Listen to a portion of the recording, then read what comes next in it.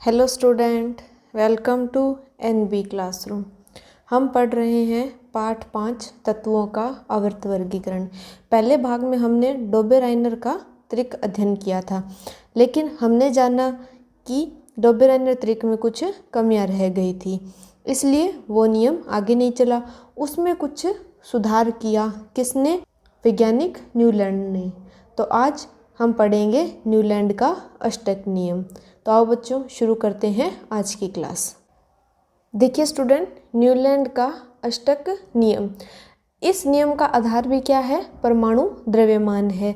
हमने Dobereiner formula पढ़ा, उसमें भी परमाणु द्रव्यमान था, लेकिन उसमें क्या था कि तत्वों का द्रव्यमान और उसका औसत, ये आधार था। लेकिन इस नियम में देखिए क्या है कि सन 1866 में अंग्रेज वैज्ञानिक न्यूलैंड ने ज्ञात तत्वों को परमाणु द्रव्यमान के आरोही क्रम में व्यवस्थित किया।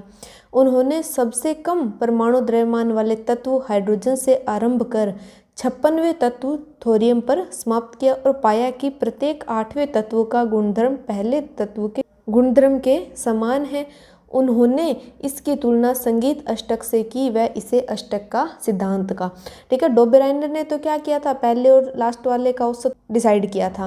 न्यूलैंड ने क्या किया, 8 तत्वों की सीरीज बना दी और ये कहा कि पहला और उसके बाद देखिए 7 और फिर 8वां, वो जो पहला और 8वां आ रहा है ना, उनके गुण मैच हो रहे हैं। ठीक है, आरोही क्रम में सेट किया था। उस आधार पर इन्होंने इसको हाइड्रोजन से शुरू किया और 56वां तत्व थोरियम पर इसे समाप्त कर दिया। और संगीत में जैसे हम सुर पढ़ते हैं ना, सारे गा मा पा धा नी सा, है ना, तो 8 हो गए, तो इसी सुर के आधार पे उन्होंने इसको सेट कर दिया था। अभी हम सारणी पढ़ेंगे तो आपको ये चीज़ और अधिक क्लियर होगी। देखिए सारणी की बात करते हैं। ठीक है, ये 8 तत्व उन्होंने सेट किए। देखिए 1 2 3 4 5 6 7 और फिर से 8वां, यही पहले कह रहा है ना। देखिए कि प्रत्येक 8वें तत्व का, यानी हाइड्रोजन का किसके समान हो रहा है? फ्लोरीन का। ठीक है, वो हम देखेंगे आज तक, आगे जाएंगे तो इनके मैच करेंगे कि नहीं करेंगे, लेकिन उस टाइम तक तो न्यूलैंड ने इनको मैच करवा दिया था। अब देखिए जैसे इन्होंने क्या कहा कि देखिए लिथियम है, लिथियम के बाद सोडियम है ना, 8वां तत्व है। देखिए लिथियम, लिथियम के बाद देखिए 1 2 3 4 5 6 7 और 8, है ना, 8वां तत्व आ गया। इनमें समानता है। इसी प्रकार से और देख लो, बेरिलियम और मैग्नीशियम में इन्होंने क्या दिया? समानता है।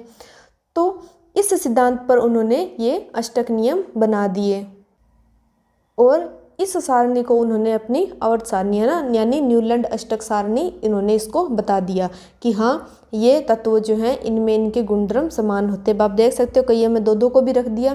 ठीक है, क्लोरीन के साथ कोबाल्ट और निकल को, यानी इनके गुण मैच हो रहे हैं, है ना। अब इस तरीके से मैच मत करना, इस तरीके से। ठीक है, इन्होंने इनके गुणों को आपस के अंदर मैच कर दिया। ये तो था न्यूलैंड्स का अष्टक नियम। समझ आया आपको? क्या सिंपल इतनी बात, द्रव्यमान के आधार पे घटते से बढ़ते क्रम में चलते जाओ, पहले और 8वें तत्व का मैच करना है। अब आपको पता होगा, है ना, कि इनके गुण मैच करते हैं क्या। अगर आप आज की आधुनिक आवर्त सारणी को देखो तो आप बताओगे कि क्या क्लोरीन और कोबाल्ट के गुण मैच करते हैं क्या, है ना, नहीं करते ना। तो यानी इसमें भी क्या थे? कुछ अधिक दोष थे, और वो दोष क्या थे वो हम पढ़ते हैं। तो दोष देखिए, पहला दोष क्या था कि अष्टक सिद्धांत केवल कैल्शियम तक लागू होता था, क्योंकि कैल्शियम के बाद प्रत्येक 8वें तत्व का गुणधर्म पहले तत्व से नहीं मिलता था। अब जैसे ये हम बात कर रहे थे, लिथियम सोडियम का मिल गया, बेरिलियम और मैग्नीशियम का मिल गया, लेकिन हम इस लाइन में आते हैं तो मैंने आपको कहा था ना, क्लोरीन का कोबाल्ट और निकल से नहीं मिलता। तो यहाँ तक तो चलो हम मान सकते हैं कि इनके, देखिए हम आवर्त सारणी पढ़ते हैं तो देखो, बैंगन आलू गोभी थैला तो बोरोन और एल्यूमिनियम के मिल जाते हैं। कहे सीता जी सुनो प्रभु, कार्बन सिलिकॉन के मिल जाते हैं। नाना पाटेकर तो नाइट्रोजन फास्फोरस के मिल जाते हैं। लेकिन इस कैल्शियम से आगे देखिए इनके गुण मैच नहीं होते हैं। इनको धक्के से, ये मान के चलो धक्के से फंसा दिया। तो फर्स्ट दोष तो इसका ये आ गया।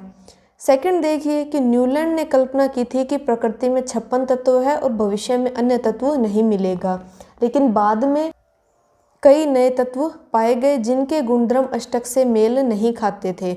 अब हमें पता है, आज हमें लगभग 114 तत्व हम पढ़ते हैं, है ना, बहुत बड़ी आवर्त सारणी हम पढ़ते हैं। लेकिन न्यूलैंड ने यही कहा था कि 56 तत्व हैं और इससे ज़्यादा नहीं मिलेंगे, 56 को अपन इस हिसाब से अरेंज करेंगे।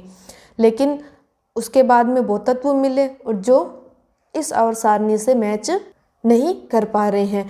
टेल्यूरियम, लेड वगैरह ये सारे हो गए, तो ये सब खोजे गए लेकिन इसमें इनको हम फिट नहीं कर सकते। तीसरा बहुत अच्छा पॉइंट है, देखिए कि न्यूलैंड अष्टक सिद्धांत केवल हल्के तत्वों के ही लिए ठीक से लागू होता था। लगभग इस गुण को हम इस हिसाब से समझ सकते हैं कि जैसे जिनके परमाणु द्रव्यमान कम था, है ना, उन्होंने परमाणु द्रव्यमान के आधार पे सेट किया था, तो जिनका द्रव्यमान कम होता है, ठीक है, लगभग 10-20 कर लो, 30-40 कर लो, वहाँ तक तो चलो ये नियम सेट हो रहा है। जैसे हम इसको सिंपल इसी बात में कह सकते हैं, कैल्शियम तक का ले लो, कैल्शियम तक तो ये नियम चल गया क्योंकि ये हल्के तत्व होते हैं। अब भारी जो तत्व आ गए, जिंक आ गया, इंडियम आ गया, जिनका द्रव्यमान काफ़ी अधिक होता है, वहाँ ये नियम फेल हो जाता है। ठीक है, ये दोष था। नेक्स्ट दोष देखिए कि न्यूलैंड ने तत्वों को समंजित करने के लिए दो तत्वों को एक साथ रख दिया और कुछ असमान तत्वों को भी एक स्थान पर रख दिया। जैसे हम बात करें ना, देखिए कोबाल्ट और निकल को एक साथ ही रख दिया, क्लोरीन के साथ में सेलेनियम को और लैंथेनाइड को एक साथ रख दिया बोरोन वाली कैटेगरी में। तो क्या ये सही है? बिल्कुल सही नहीं है। जैसे इसका हमने एग्जाम्पल में भी लिख दिया कि कोबाल्ट और निकल को फ्लोरीन और क्लोरीन के स्तंभ में लिख दिया, जबकि इनके गुण क्या हैं, काफ़ी अधिक डिफरेंस है। ठीक है, क्लोरीन जैसे हम देखते हैं क्लोरीन अधातु में आती है, कोबाल्ट और निकल धातुओं में आती है, तो डिफरेंस हो गया। Fe को अलग रखा, ठीक है, फेरस लो धातु को अलग रखा, जबकि फेरस कोबाल्ट निकल के गुण धर्मों में समानता है। अब देखो कहाँ है इस सारणी में Fe, देखिए, है ना, काफ़ी कहाँ ऑक्सीजन के साथ में लोहे को रख दिया, जबकि ऑक्सीजन और लोहे की तो बहुत कम जमती है ना, जंग लग जाता है, नमी होती है, ऑक्सीजन मिल जाती है तो लोहे को तो जंग लग जाता है। इसको ऑक्सीजन के साथ में फिट कर दिया, कोबाल्ट निकल को क्लोरीन के साथ में फिट कर दिया, तो ये भी इसका एक दोष था। ठीक है स्टूडेंट, ये था न्यूलैंड का अष्टक नियम, आप इसे नोट कर सकते हैं। हमने न्यूलैंड का अष्टक नियम पढ़ लिया, अष्टक सारणी पढ़ी और इसके दोष पढ़े, तो हमें ये पता लग गया कि हाँ ये नियम आगे काम नहीं आया, आवर्त सारणी को बनाने में ये सिस्टम चला नहीं। तो इस नियम की विसंगति को दूर करने के लिए आ गई मेंडलीफ की आवर्त सारणी, जिसे कवर करेंगे हम नेक्स्ट क्लास में। तो मिलते हैं स्टूडेंट फिर नेक्स्ट क्लास में। Thank you for watching.